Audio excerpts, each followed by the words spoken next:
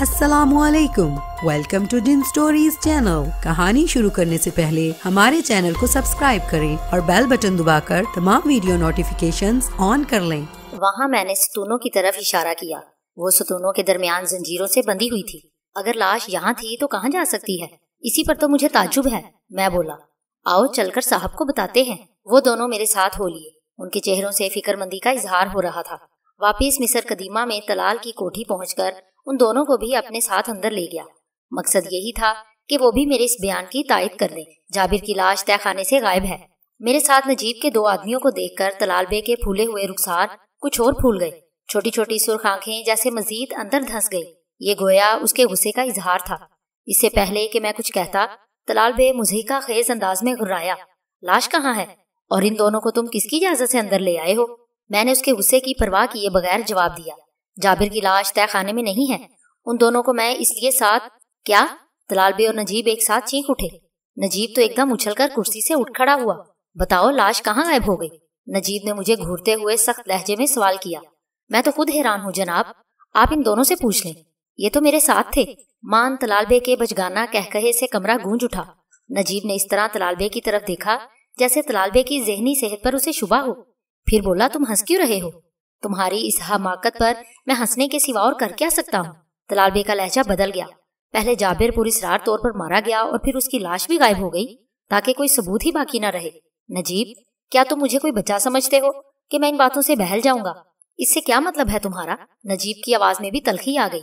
तुम मुझ पर बदतरीन इल्जाम लगा रहे हो। मत भूलो कि मैं तुम पर इससे भयानक इल्जाम लगा सकता हूँ।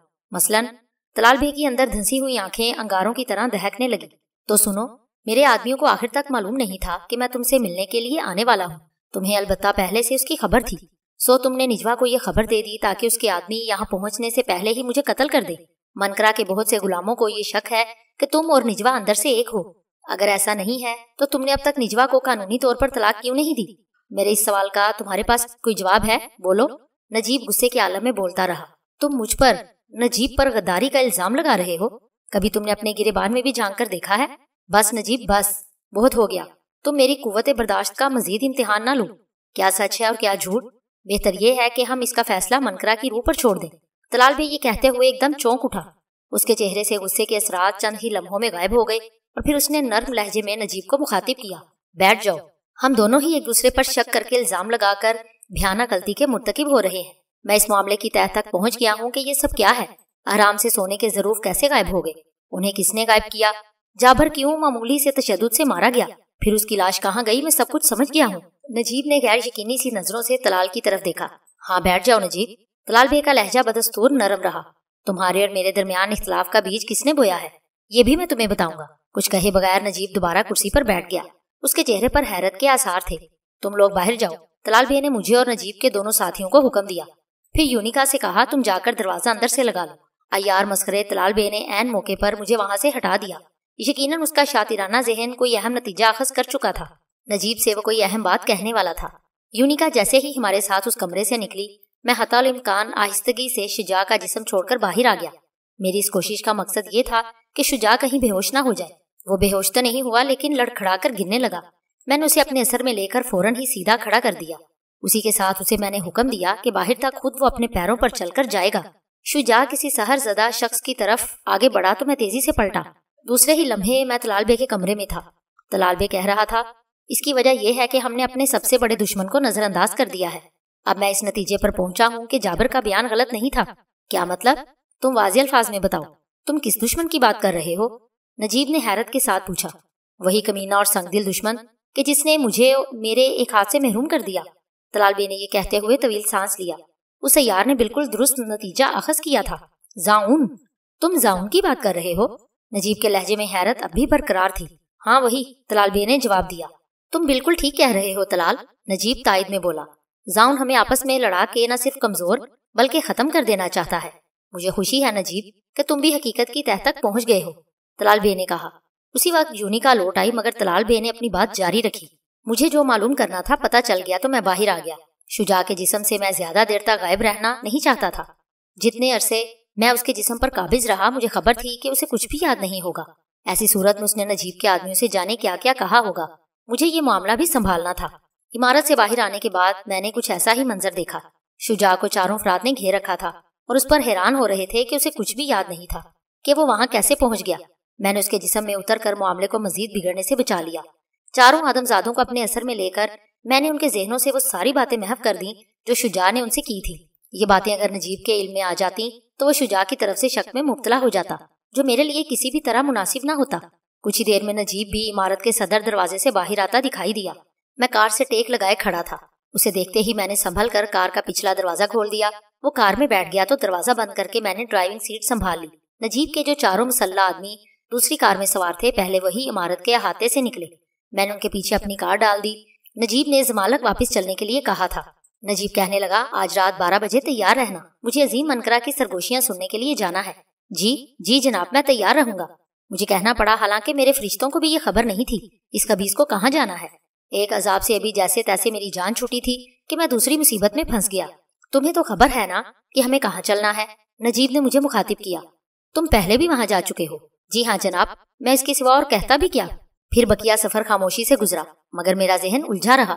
مجھے نجیب کو آج رات کہاں لے جانا تھا اس سے لا علم تھا۔ نجیب کا ذہن پڑھ کر تو کچھ پتہ لگانا ممکن نہیں تھا۔ ہاں، اس کے ملازمین کے ذہنوں کو ضرور ٹٹولا جا سکتا تھا۔ پھر بھی مجھے یقین نہیں تھا کہ مجھے کامیابی حاصل ہو جائے گی۔ کوٹھی پہنچتے ہوئے شام کے 6 بج چکے تھے۔ اب ایک آخری صورت ہی رہ گئی تھی کہ میں اس آدمزاد شجاع کے ذہن کو پڑھتا جس کے جسم پر قبضہ کیے ہوئے تھا۔ اسی غرض سے میں اپنے کوارٹر میں آ گیا۔ کوارٹر کا دروازہ میں نے اندر سے بند کر لیا تھا۔ اسے میں نے بے ہوش نہ ہونے دیا اور اپنے اثر میں لے لیا۔ مجھے اپنی منزل قریب نظر آ رہی تھی کیونکہ منقرہ کی روح کا راز کھلنے والا تھا۔ پھر بھی جانے کیوں یقین سا نہیں آ رہا تھا کہ مجھے اتنی جلدی کامیابی حاصل ہو جائے گی۔ پھر جب میں نے شجاع کے ذہن کو پڑھا تو چونک اٹھا۔ اسی کے ساتھ میں نے شدید خطرہ محسوس کیا۔ اپنی دانست میں نجیب نے مجھے پھانسنے کے لیے جال بچھا دیا تھا اور اب ڈوری کھینچنے ہی والا تھا۔ ایک غلطی تو مجھ سے یہ ہوئی کہ میں نے نجیب پر یہ ظاہر کر دیا کہ نجوا کے دستے راست منصور سے واقف تھا۔ نجیب یہ سن کر یقیناً میری طرف سے کھٹک گیا تھا۔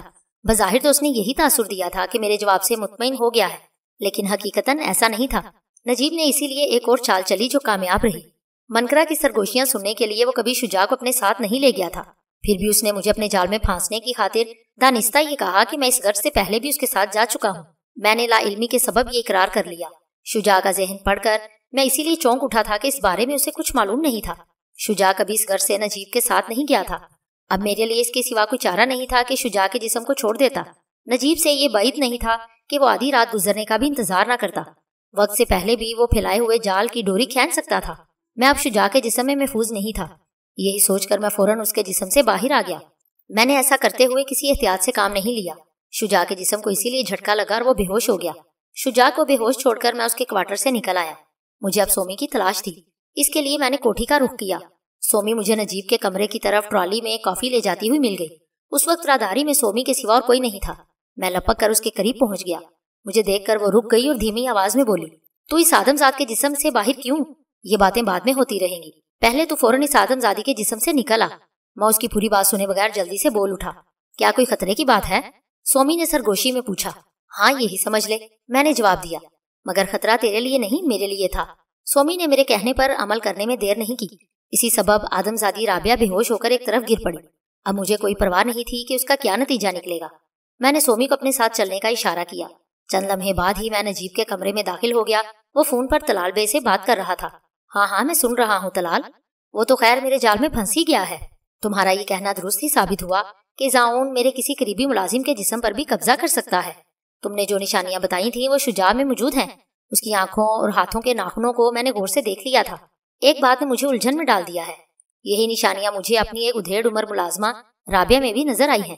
یہ کس طرح ہو سکتا ہے؟ نجیب نے سوال کیا۔ پھر کچھ دیر دوسری طرف کی بات سن کر بولا، ممکن ہے یہ میرا وہم ہو۔ اس ملازمہ کو میں نے اسی لیے بلوایا ہے، ابھی پتہ چل جائے گا۔ طلال بے میری توقع سے کہیں زیادہ عیار ثابت ہو رہا تھا۔ نجیب سے طلال بے نے یہ باتیں اسی وقت کی ہوں گی جب میں اس کے کمرے سے نکل کر شجاع کے جسم میں واپس آ گیا تھا۔ میں تو صرف اپنے لیے ہی خطرہ محسوس کر رہا تھا۔ مجھے کیا خبر تھی کہ نجیب کو سومی پر بھی شبہ ہو چکا ہے۔ میرے بر وقت اقدام نے سومی کو بھی ایک ممکنہ خطرے سے بچا لیا تھا۔ میں توجہ سے نجیب کی گفتگو سننے لگا۔ اب وہ کہہ رہا تھا، تمہارا کیا مشورہ ہے کہ رات کا انتظار نہ کروں؟ تو پھر ٹھیک ہے، میں اسی وقت شجاع کو ٹھنڈا کیے دیتا ہوں۔ تم فکر نہ کرو، میں پوری طرح چوکنا اور محتاط رہوں گا۔ ہاں، میں اسے سنبھلنے کا موقع نہیں دوں گا۔ مجھے معلوم ہے کہ وہ پلٹ کر وار بھی کر سکتا ہے۔ میں اس کا بندوبست کر لوں گا۔ ان الفاظ کے ساتھ ہی نجیب نے سلسلہ منقطع کر دیا۔ اس کے چہرے پر مجھے شدید تناؤ نظر آ رہا تھا۔ اپنے کوٹ کی جیب میں ہاتھ ڈال کر اس نے ریوالور چیک کیا جس کے چیمبر میں پوری گولیاں موجود تھیں۔ ریوالور کو دوبارہ کوٹ کی جیب میں رکھ کر وہ بے چینی سے کمرے میں ٹہلنے لگا۔ اسے یقیناً اپنی ادھیڑ عمر ملازمہ رابعہ کی آمد کا انتظار تھا جو کافی لے کر آنے والی تھی۔ اسے کیا خبر تھی کہ رابعہ اس کے کمرے تک آنے والی راہداری میں بے ہوش پڑی ہے۔ ٹہلتے ٹہلتے آخر وہ رک کر کمرے کے دروازے کی طرف چلنے لگا۔ نجیب نے اسے راہداری میں بے ہوش پڑے ہوئے دیکھ لیا اور تقریباً دوڑ کر اس کے قریب پہنچ گیا۔ ذرا سی دیر میں نجیب نے اپنے ملازمین کو آوازیں دے کر وہاں جمع کر لیا۔ بے ہوش رابعہ کے منہ پر پانی کے چھینٹے مارے گئے تو وہ ہوش میں آ گئی۔ رابعہ تم میرے کمرے میں آؤ۔ نجیب یہ حکم دے کر واپسی کے لیے مڑ گیا۔ حیران سی رابعہ جب نجیب کے کمرے میں داخل ہوئی تو نجیب نے اسے اشارے سے اپنے قریب بلایا اور اس کی آنکھوں کو غور سے دیکھنے لگا۔ اپنے دونوں ہاتھ آگے کرو، نجیب نے کہا۔ جی ہاتھ؟ رابعہ حیرت سے بولی۔ ہاں ہاتھ، نجیب کے لہجے میں سختی آ گئی۔ رابعہ نے خوفزدہ انداز میں اپنے ہاتھ آگے کر دیے۔ نجیب نے اس کے دونوں ہاتھ پکڑ کر ناخن دیکھے پھر ہاتھ چھوڑ دیے۔ کیا ہوا تھا تمہیں؟ تم بے ہوش کیسے ہو گئی؟ نجیب نے سوال کیا۔ مجھے کچھ نہیں معلوم صاحب، رابعہ نے ڈری ڈری سی آواز میں جواب دیا۔ بس میں تو باورچی خانے میں تھی، معلوم نہیں کیسے راہداری تک پہنچ گئی۔ تم سے نرجس نے میرے لیے کافی بنا کر لانے کو کہا ہوگا اور تم کافی لے کر ہی آ رہی تھی۔ مجھ سے تو نرجس نے کچھ بھی نہیں کہا اور نہ میں نے آپ کے لیے کافی بنائی۔ مجھے تو اس پر حیرت ہے کہ اتنی جلدی رات کیسے ہو گئی؟ ابھی تو دن تھا۔ نجیب کے چہرے سے الجھن کا اظہار ہونے لگا۔ رابعہ کی آنکھیں اور ہاتھوں کے ناخن دیکھ کر یقیناً وہ اس کی طرف سے مطمئن ہو چکا تھا۔ اس کے باوجود نجیب نے اپنی پوری کوشش کر لی مگر کچھ معلوم نہ ہو سکا۔ رابعہ کو اس نے اپنے کمرے سے جانے کی اجازت دے دی۔ مجھے الجھائے رکھنے کے لیے یہ بھی ظاہر کی کوئی چال ہو سکتی ہے تاکہ میں اس تک نہ پہنچ سکوں۔ نجیب خود کلامی کے انداز میں بڑبڑایا۔ چند لمحے بعد ہی نجیب نے مانی خیز انداز میں سر ہلایا اور دروازے کی طرف بڑھا۔ اسی کے ساتھ میں نے اس کے ہونٹوں کو حرکت کرتے ہوئے دیکھا، وہ کوئی عمل پڑ رہا تھا۔ خطرہ؟ میرے ذہن میں یہی ایک لفظ بار بار گونجنے لگا۔ نجیب بلا وجہ کوئی عمل نہیں پڑ سکتا تھا۔ میں نے اسی لیے سومی کو اشارہ کیا اور اس کوٹھی سے نکل کر فضا میں پرواز کرنے لگا۔ میرے ساتھ ساتھ سومی بھی تھی۔ میں دانستہ زیادہ اونچی پرواز نہیں کر رہا تھا۔ میں یہ دیکھنا چاہتا تھا کہ نجیب کہاں جا رہا ہے۔ تو نے اب تک بتایا نہیں ہے علی علیش کہ اچانک کیا ہوا؟ سومی نے مجھے مخاطب کیا۔ کیا تو نے خود نجیب کی باتیں نہیں سنی؟ یہ سب اسی عیار مسخرے کی کارستانی ہے اے سومی، میں نے جواب دیا۔ وہ تو میں سمجھ گئی، لیکن طلال بے یا نجیب کو تجھ پر شک کیسے ہو گیا؟ اس میں کچھ تو میری غلطی ہے، کچھ اس مسخرے کی عیاری کو دخل ہے۔ یہ باتیں تفصیل طلب ہیں، پھر کریں گے۔ میں نے یہ کہتے ہوئے نیچے دیکھا۔ نجیب مجھے عمارت سے نکل کر تیز قدمی کے ساتھ اس طرف بڑھتا نظر آیا جہاں ملازمین کے لیے کوارٹر بنے ہوئے تھے۔ میرے لیے یہ سمجھنا مشکل نہ ہوا کہ وہ شجاع کے پاس ہی جا رہا ہے۔ اسے یہی غلط فہمی ہوگی کہ میں ابھی تک شجاع کے جسم میں ہوں۔ اسے میں نے جو عمل پڑتے ہوئے دیکھا تھا، غالباً اس نے اپنی حفاظت اور اپنی دانست میں میرے کسی ممکنہ حملے سے بچنے کے لیے ہی پڑا تھا۔ میں غوطہ لگا کر کچھ اور نیچے آ گیا۔ اور زیادہ نیچے نہ جا اے علی علیش، سومی نے مجھے ٹوکا۔ میرا خیال ہے اے سومی کہ نجیب نے ہم پر حملہ کرنے کی خاطر نہیں بلکہ اپنی حفاظت کے لیے کوئی عمل پڑا ہے۔ تو نہ گھبرا، میں یہ دیکھنا چاہتا ہوں کہ وہ شجاع کے ساتھ کیا سلوک کرتا ہے۔ ممکن ہے وہ اسے گولی مار دے۔ تو نے بھی دیکھ لیا ہوگا کہ اس کے کوٹ کی جیب میں بھرا ہوا ریوالور موجود ہے، میں بولا۔ سومی نے پھر مزید کچھ نہیں کہا اور میرے ساتھ نیچی پرواز کرنے لگی۔ ہم اب اتنے نیچے آ چکے تھے کہ نجیب کا چہرہ واضح نظر آ رہا تھا۔ اس کے چہرے پر بلا کی سختی تھی۔ اب نجیب کوارٹروں کے درمیان پہنچ گیا تھا۔ میں اپنی چشمے زدن میں شجاع کے پاس پہنچ گیا۔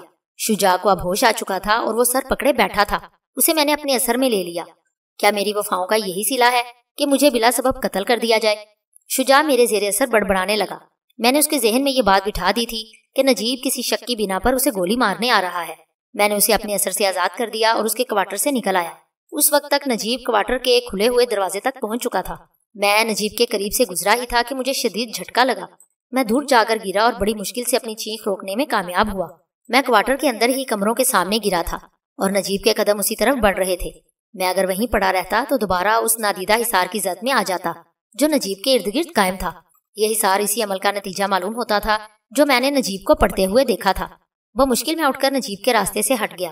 حصار کی زد میں آ جانے کی وجہ سے فوری طور پر میں پرواز کے قابل نہیں رہا تھا۔ میرے وجود سے جان ہی نکل گئی۔ نجیب کے قدموں کی چاپ یقیناً شجاع نے سن لی تھی۔ پھر اس سے پہلے کہ نجیب کمرے میں داخل ہوتا، شجاع کمرے کے دروازے پر نظر آیا۔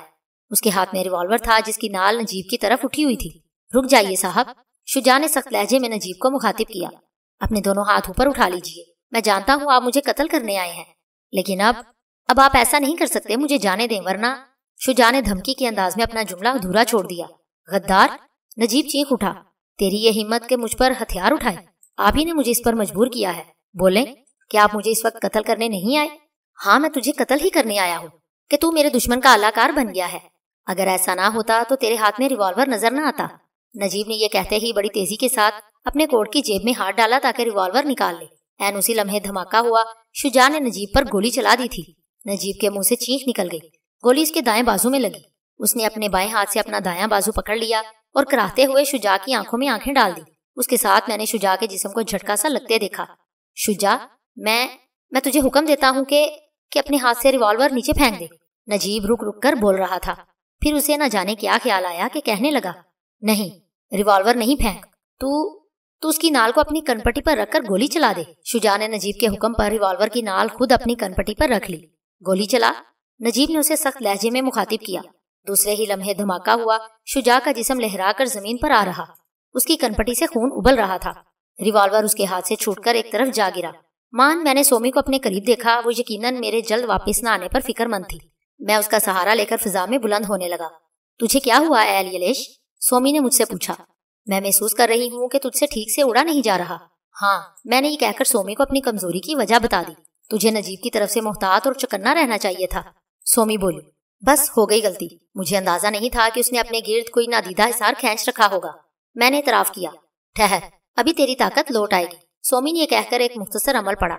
जैसे ही सोमी ने अमल पढ़कर मुझ पर दम किया, मेरे वजूद में एक बरकी रोसी दौड़ गई। मैं सोमी का सहारा लिए बगैर उड़ने लगा। ये अमल मुझे मेरे बाप इसबील ने तालीम किया था। मैं तुझे इसके अल्फाज बताती हूँ ताकि किसी ऐसे मौके पर तू खुद ये अमल पढ़कर अपने ऊपर दम कर सके। फिर सोमी ने मुझे इस अमल के अल्फाज बताए और कई बार दोहराकर याद करवा दिए। सोमी के इस तफसार पर मैंने उसे पेश आने वाले उन वाकयात से आगाह कर दिया जिनकी वजह से नजीब को मुझ पर शक हो गया था। सारी बातें सुनकर सोमी ने सवाल किया, ये बता ए अलीलेश कि अब तेरा क्या इरादा है? ऐ सोमी, अब मैं इस नतीजे पर पहुंचा हूँ कि नजीब की नकलो हरकत पर नजर रखने के लिए हमें आदमजादों के जिस्मों में उतरने की जरूरत नहीं। तो फिर? सोमी ने पूछा। हम उसी की कोठी में रहेंगे। मकतूल जरगाम का क्वार्टर खाली है, हम वहाँ रह सकते हैं। मैंने जवाब दिया। सोमी ने मेरी इस तजवीज से इत्तेफाक किया। कुछ ही देर में हम दोनों शहर की तरफ चल दिए। हमारी मंजिल नजीब की कोठी की थी। वहाँ पहुँचते ही हमने पहले हालात का जायजा लिया। जरगाम की तरह शुजा की लाश को भी दफनाया जा चुका था। कोठी से निकलकर हम जरगाम के क्वार्टर में आ गए। तवक्को के मुताबिक क्वार्टर खाली ही था। इस वक्त रात के 10:30 बजने वाले थे। मेरी ख्वाहिश थी कि मेरा दुश्मन चैन से न बैठ सके। उसके लिए मैंने एक तदबीर सोची और सोमी को बताई। तदबीर पर अमल करने की सूरत में हमारे लिए बहरहाल कोई खतरा नहीं था। सोमी ने इसी सबब मेरी तदबीर से इख्तलाफ नहीं किया। तो फिर चल, मैंने सोमी को चलने का इशारा किया। हम जरगाम के क्वार्टर से निकल आए। नजीब के उस वफादार मुलाजिम का नाम इरशाद था। हम उसके क्वार्टर में पहुंच गए। वो सोने के लिए लेट चुका था। मैंने उसके जहन पर तवज्जो दी। वो खासा थका हुआ था। थकन की वजह यह थी कि उसी ने मकतूल शुजा के लिए कोठी के पिछले हिस्से में कब्र खोदी थी। मैंने उसे अपने असर में ले लिया। वो अभी तक सोया नहीं था। हाँ, अगर आज जरगाम और शुजा मारे गए हैं तो कल मेरी बारी भी आ सकती है। इरशाद मेरे जेरे असर बड़बड़ाने लगा। साहब ने तो यही बताया है कि शुजा ने खुदकुशी की है, मगर वो ऐसा क्यों करने लगा? क्या खबर साहब ने खुद से गोली मारी हो? फिर साहब पर किसने गोली चलाई? अब मेरा इस कोठी में रहना किसी भी तरह मुनासिब नहीं, लेकिन मुझे पुलिस को इस वाकये की इतला दे देनी चाहिए ताकि मुझ पर कत्ल का इल्जाम ना लगे। मैं दोनों कब्रों की निशानदेही कर दूंगा, फिर पुलिस जाने और साहब जाने। वो ये कहते हुए उठकर बैठ गया। पुलिस को मैं ये भी बता दूंगा कि आज दिन में यहाँ एक बेहोश आदमी को लाया गया था, जिस पर कोठी के तहखाने में तशद्दुद हुआ। फिर उसकी लाश साहब ने जाने कहाँ और किस तरह ठिकाने लगवा दी। साहब ने ये काम शायद शुजा और जरगाम से लिया होगा। यकीनन शुजा ने राजदारी की खातिर हमारे सामने झूठ बोला था कि उसे नहीं मालूम लाश कहाँ गायब हो गई। भला तहखाने से लाश कहाँ जा सकती है? कोठी से निकलकर इरशाद ने जमालत के थाने का रुख किया। सब इंस्पेक्टर 2 बेंचों को मिलाकर थाना इंचार्ज के कमरे में कमर सीधी करने वाला था कि दरवाजे पर मौजूद सिपाही अंदर दाखिल हुआ। सब इंस्पेक्टर की थ्योरियों पर बल पड़ गए और चेहरे से नागवारी जाहिर होने लगी। सिपाही ने उसे सल्यूट किया। सिपाही के कुछ बताने से पहले ही वो बरहम लहजे में बोल उठा, क्या तुम्हें मालूम नहीं कि मैं कुछ देर को आराम करने यहाँ आया था? मुझे तो मालूम है जनाब, मगर उसे पता नहीं जो आपसे मिलना चाहता है। सिपाही ने नरमी से बताया। कौन है वो? सब इंस्पेक्टर ने झिंझला कर पूछा। उसने अपना नाम इरशाद बताया है और कहता है कि कोई अहम इत्तला आपको देनी है, लेकिन इरशाद नामी कोई आदमी तो हमारा मुखबर नहीं है। मैं क्या कह सकता हूँ जनाब? बुलाओ उसे, सब इंस्पेक्टर ने कहा और बेंचों से उठकर थाना इंचार्ज की कुर्सी पर जा बैठा। उसके चेहरे से अभी तक नागवारी झलक रही थी। सिपाही कमरे से निकल गया और दरवाजे के बाहर खड़े हुए इरशाद से मुखातिब हुआ। साहब तुम्हें बुला रहे हैं, अंदर जाओ। इरशाद ने दरवाजे पर पड़ी हुई चीख उठाई और कमरे में दाखिल हो गया। इरशाद मेज की एक तरफ जा खड़ा हुआ तो सब इंस्पेक्टर ने उससे पूछा, क्या इत्तला देनी है? बोलो। जनाब, मैं जिस कोठी में मुलाजिम हूँ वहाँ मेरे एक साथी शुजा का कत्ल हो गया है। इरशाद ने बात शुरू की। उसे किसने कत्ल किया? सब इंस्पेक्टर ने कत्ल की खबर पर चौंक कर दरियाफ्त किया। ये तो मुझे नहीं मालूम जनाब, मगर मुझको अपने साहब पर शक है कि उन्होंने शुजा को गोली मारी है। इरशाद ने जवाब दिया। जब कत्ल हुआ तो तुम कहाँ थे? सब इंस्पेक्टर ने गोया तफ्तीश शुरू कर दी। मैं उस वक्त अपने क्वार्टर में था। मैंने थोड़ी थोड़ी देर से 2 मरतबा गोलियां चलने की आवाज सुनी थी। मकतूल की लाश कहाँ है? सब इंस्पेक्टर ने मालूम किया। उसे अपने साहब के हुक्म पर उसकी लाश मैंने अपने साथियों की मदद से कोठी के पिछले हिस्से में दफना दी जनाब, इरशाद ने बताया। तो यूं क्यों नहीं कहते कि कत्ल की उस वारदात में तुम भी शामिल हो? सब इंस्पेक्टर पुलिस के रवायती हथकंडों पर उतर आया। मैंने जनाब उसे कत्ल नहीं किया। इरशाद घबरा गया। हर मुजरिम तुम्हारी ही तरह खुद को मासूम और बेगुनाह जाहिर करता है। जब मार पड़ती है तो सारा सबक फरफर सुनाने लगता है। खैरियत चाहते हो तो सारी बात सच सच बताओ, वरना समझ लो कि फांसी का फंदा तुम्हारी ही गर्दन में पड़ेगा। सब इंस्पेक्टर ने धमकी दी। यकीन करें जनाब कि मैंने जो कुछ अब तक बताया है उसमें एक लफ्ज भी झूठ नहीं, इरशाद आजिजी से कहने लगा। मैं आपके साथ चलकर उस जगह की निशानदेही कर सकता हूँ जनाब। आज ही वहाँ एक और लाश भी दफन की गई है। क्या? सब इंस्पेक्टर एक और नई इतला पर दोबारा चौंक उठा। एक और लाश? क्या तुम लोगों ने उस कोठी में कब्रिस्तान बना रखा है? नहीं तो जनाब, इरशाद हकलाकर रह गया। दूसरी लाश किसकी है? लेकिन ठहरो, पहले उस कोठी का पता बताओ जहाँ तुम मुलाजिम हो। कोठी के मालिक का नाम क्या है? नजीबुल मुहन्नदस। इरशाद ने कहकर कोठी का पता भी बता दिया और बोला, दूसरी लाश भी हमारे ही एक साथी जरगाम की थी। उसकी लाश हमारे साहब अपने साथ लेकर आए। उसका जिस्म गोलियों से छलनी था। साहब के हुक्म पर पहले जरगाम ही को पहले से खुदी हुई एक कब्र में हमने दफन कर दिया था। क्या मतलब? कब्र पहले से खुदी हुई थी? किसने खोदी थी वो कब्र? खुद जरगाम और शुजा ने। साहब ही ने उन्हें यह हुक्म दिया होगा, इरशाद ने जवाब दिया। फिर तहखाने से गायब हो जाने वाली लाश के बारे में बताने लगा। लाश पर लाशें? 1 2 नहीं 3 लाशें, जिनमें से बकौल तुम्हारे एक लाश पुरस्रार तौर पर कोठी के तहखाने से गायब हो गई। मेरा ख्याल है कि या तो तुम पागल हो या मुझे पागल कर दोगे। अगर तुम्हारा बयान सही है तो ये मुझे कोई बहुत बड़ा चक्कर लगता है। मेरे नजदीक सब इंस्पेक्टर बिला सबब वक्त जाया कर रहा था, इसीलिए मुझे मुदाखलत करनी पड़ी। फिर सब इंस्पेक्टर फौरन ही उठ खड़ा हुआ। सब इंस्पेक्टर ही के ईमा पर थाने के हेड मुहर्रर ने इरशाद का पूरा बयान लिखा, उस पर दस्तखत कराए और पक्की रिपोर्ट दर्ज की। सब इंस्पेक्टर पहले ही सिपाहियों को नजीब की कोठी पर छापा मारने के लिए तैयारी का हुक्म दे चुका था। इस वक्त रात के 11:30 बज रहे थे कि जब सब इंस्पेक्टर सिपाहियों को साथ लिए इरशाद की रहनुमाई में पूरी तैयारी के साथ थाने से रवाना हुआ। थाने से नजीब की कोठी ज्यादा फासले पर नहीं थी। जल्द ही पुलिस वहां तक पहुंच गई। पुलिस की आमद से कोठी में हलचल सी मच गई।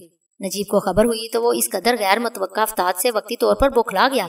उसे मालूम हो चुका था कि पुलिस के साथ इरशाद भी है। अपने कमरे से निकलकर तेज कदमी के साथ इमारत के सदर दरवाजे की तरफ चल दिया। सदर दरवाजे के बाहर सब इंस्पेक्टर मुसल्लह सिपाहियों के साथ नजीब का मुंतजिर था। जी फरमाइए, नजीब ने सब इंस्पेक्टर को मुखातिब किया। आप किस लिए मेरी कोठी पर चढ़ दौड़े हैं? नजीब ने सब इंस्पेक्टर की आंखों में आंखें डाल दी। सब इंस्पेक्टर को मैंने फौरन अपने जेरे असर ले लिया ताकि नजीब उसे अपने काबू में न कर सके। पहली मर्तबा मुझे उसके लिए सख्त जद्दोजहद करनी पड़ी, मगर मैं नाकाम नहीं रहा। हमें आपके एक मुलाजिम से इत्तला मिली है कि यहाँ किसी को कत्ल किया गया है। सब इंस्पेक्टर मेरे जेरे असर बेधड़क बोला। गलत इत्तला मिली है आपको, नजीब ने तरदीद की। यहाँ ऐसा कोई वाकया नहीं हुआ। इरशाद पुलिस वैन में बैठा था। सब इंस्पेक्टर ने कहा, हम आप ही के मुलाजिम इरशाद की रिपोर्ट पर यहाँ आए हैं जो हमारी कस्टडी में है।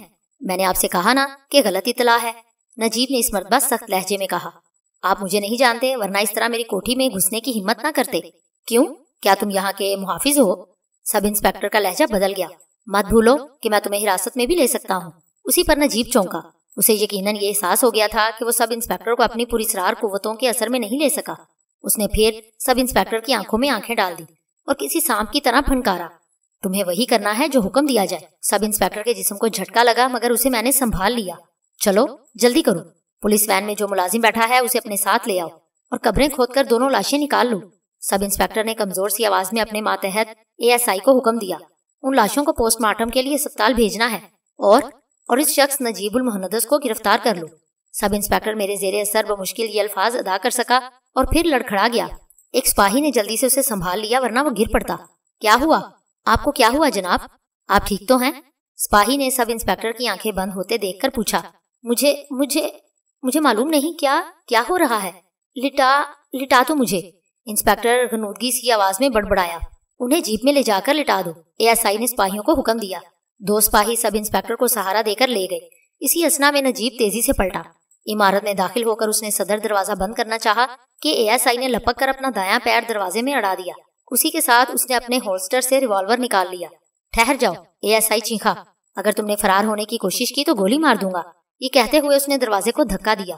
دروازہ کھل گیا اور دور سے دوڑتے ہوئے قدموں کی آوازیں سنائی دی۔ ایک دم دروازہ کھلنے سے ASI گرتے گرتے بچا۔ سامنے راہداری میں کوئی نظر نہیں آ رہا تھا۔ ASI سپاہیوں کے ساتھ عمارت میں داخل ہو گیا۔ میں چشمے زدن میں نجیب کے پاس پہنچ گیا۔ اسے میں نے بھاگتے ہوئے چھوٹے سے ایک کمرے میں گھستے دیکھا۔ کمرے کا دروازہ اس نے اندر سے لگا لیا۔ ASI سپاہیوں کے ساتھ عمارت میں داخل ہو کر بھٹکتا پھر رہا تھا کہ میں نے اسے اپنے اثر میں لے لیا اور رہنمائی کرنے لگا۔ جس کمرے کا دروازہ نجیب نے اندر سے بند کر لیا تھا میں نے اسے بھی کھول دیا۔ آخر ASI نے نجیب کو دیکھ ہی لیا۔ اب تم نہیں بھاگ سکتے۔ ASI نے نجیب کو نشانے پر لے لیا۔ نجیب اس سے چند قدم کے فاصلے پر کھڑا تھا۔ اپنے دونوں ہاتھ اٹھا دو، ادھر دیکھو میری طرف۔ نجیب نے ASI کو مخاطب کیا۔ مجھے بتاؤ، کیا تمہارے پاس میری گرفتاری کا وارنٹ موجود ہے؟ مجھے معلوم تھا کہ اگر ASI کی نظریں نجیب سے مل گئیں تو اسے بھی نجیب اپنی پوری اسرار قوتوں کے اثر میں لینے کی کوشش کرے گا۔ پھر ASI کا حشر بھی سب انسپیکٹر سے مختلف نہیں ہوگا۔ میں نے اسی لیے ASI کو نگاہ نہیں اٹھانے دی۔ پولیس کسی کو بھی شبے کی بنا پر پوچھ گچھ کے لیے گرفتار کر سکتی ہے۔ مجھے قانون پڑھانے کی کوشش نہ کرو، ASI سخت لہجے میں بولا۔ اسی وقت میں نے ایک ایسی تدبیر کی کہ نجیب قطعی بے بس ہو کر رہ جائے اور اپنی کوئی پوری اسرار قوت بروئے کار نہ لا سکے۔ مان ایک سپاہی میرے زیر اثر تیزی سے آگے بڑھا۔ سپاہی نے رائفل کا پچھلا حصہ نجیب کے سر پر دے مارا۔ نجیب چیخ کر زمین پر گر پڑا۔ ضرب اتنی شدید تھی کہ نجیب اپنے ہوش و حواس قائم نہ رکھ سکا۔ اس فتنے کو قابو میں کرنے کی یہی ایک صورت تھی۔ یہ تم نے کیا کیا؟ ASI نے سپاہی سے جواب طلبی کی۔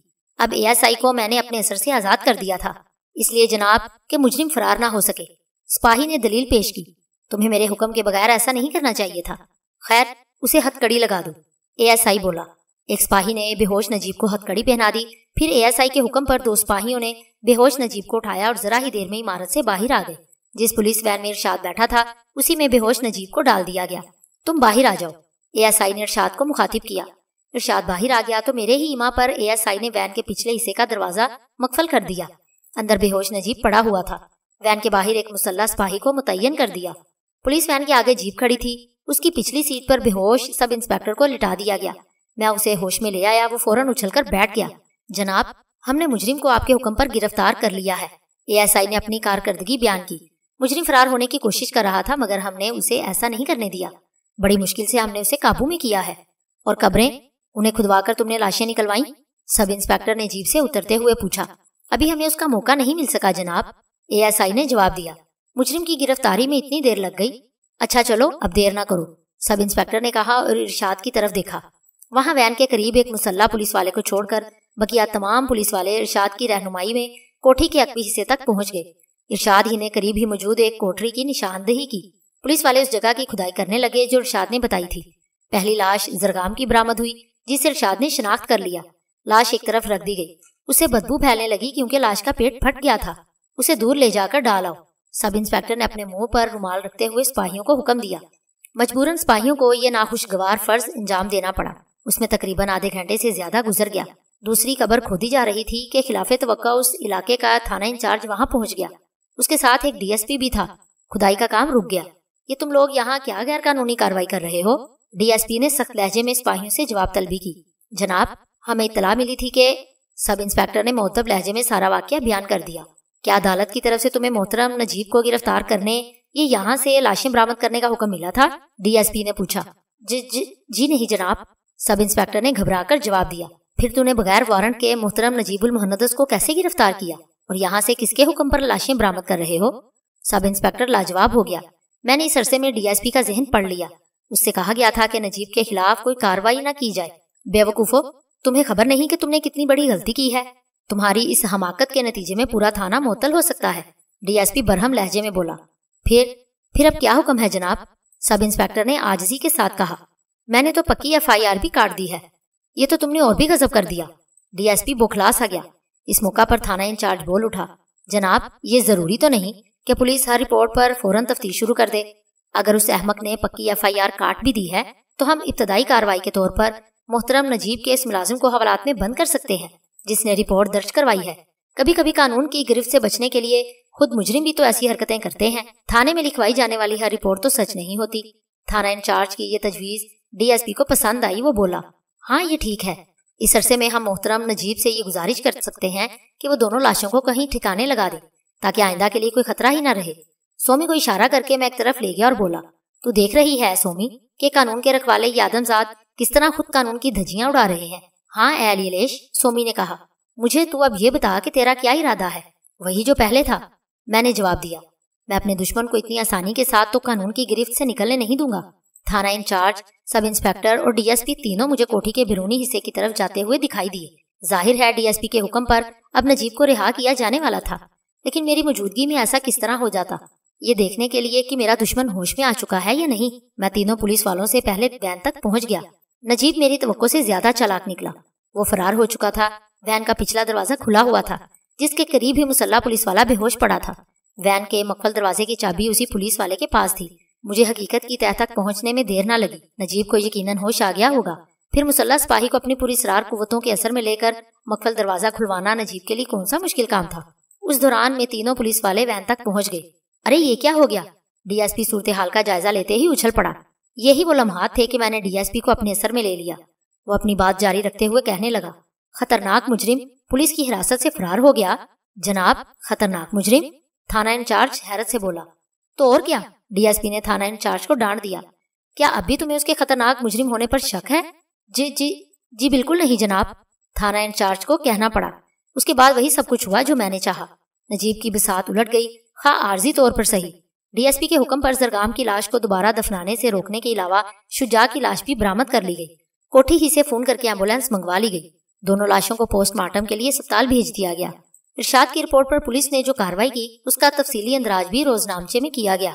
नजीब को मफरूर कातिल करार दिया गया। मैं यही भी चाहता था।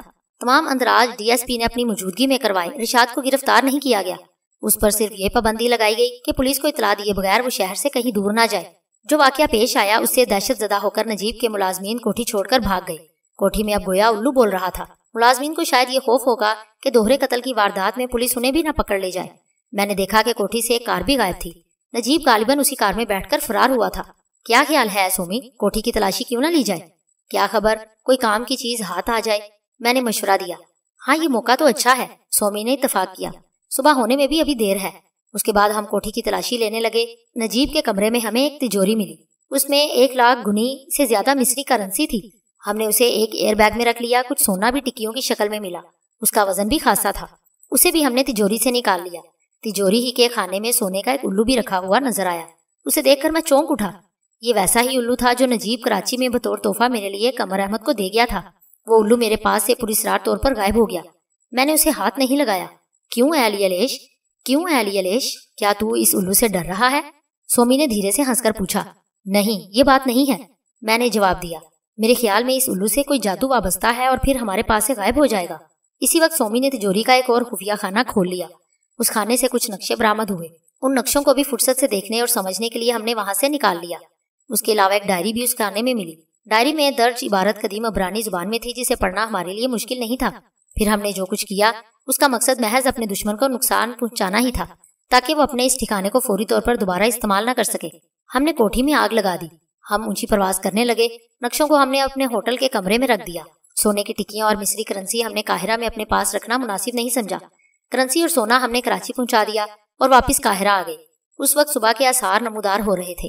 हम अपने होटल के कमरे में थे। अभी तक हमने ये सुराग लगाने की कोशिश नहीं की थी कि हमारा दुश्मन कहाँ और किस हाल में है। ऐ सोमी, पुलिस से अभी नजीब की जान नहीं छूटनी चाहिए, मैं कुछ सोचते हुए बोला।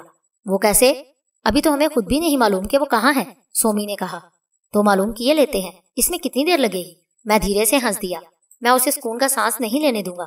पुलिस के नजदीक फिलहाल तो वो एक मफरूर कातिल है। जब तक वो अपना असर और रसूख इस्तेमाल करे, पुलिस को उस तक पहुंच जाना चाहिए। मेरा अंदाजा है कि इस बुरे वक्त में वो तलाल बे के पास ही गया होगा। अभी पता लगा लेता हूँ। मैंने ये कहते ही दानिस्ता अपने तसव्वुर की कुव्वत को आजमाया। मेरा ये क्यास भी दुरुस्त निकला कि वो तलाल बे की कोठी में ही एक कमरे में था। ये कोठी मिस्र कदीमा में थी और वहां मैं जा चुका था। तलाल बे जिस कोठी में था उसे पुलिस पार्टी ने घेरे में ले लिया। इतलाई घंटी बजने पर खासी देर में यूनिका ने आकर सदर दरवाजा खोला। गिरफ्तार कर लो इसे, थाना इंचार्ज ने हुक्म दिया। यूनिका अरे ही करती रह गई और उसे हथकड़ी पहना दी गई। एक सिपाही उसे पुलिस वैन की तरफ ले गया। थाना इंचार्ज मुसल्ला सिपाहियों को लेकर किसी फाते की तरह कोठी में दाखिल हुआ। मान अकब से तलाल बे की बचगाना आवाज सुनाई दी। वो थाना इंचार्ज से मुखातिब था। तुम मेरी कोठी में कैसे दाखिल हुए? थाना इंचार्ज ने पलट कर उसकी तरफ देखा और यही मुझसे भूल हो गई। उसका सबब यह था कि मैं पूरी तरह तलाल बे की तरफ मतवज्जा था। फिर मैंने लाख कोशिश की कि थाना इंचार्ज को अपने असर में ले लूं, मगर नाकाम रहा। तलाल बे यकीनन नजीब से भी ज्यादा पुरअसरार कुव्वतों का मालिक था। उसने थाना इंचार्ज को अपने काबू में कर लिया। फिर मैंने उसका अमली मुजाहिरा भी देख लिया।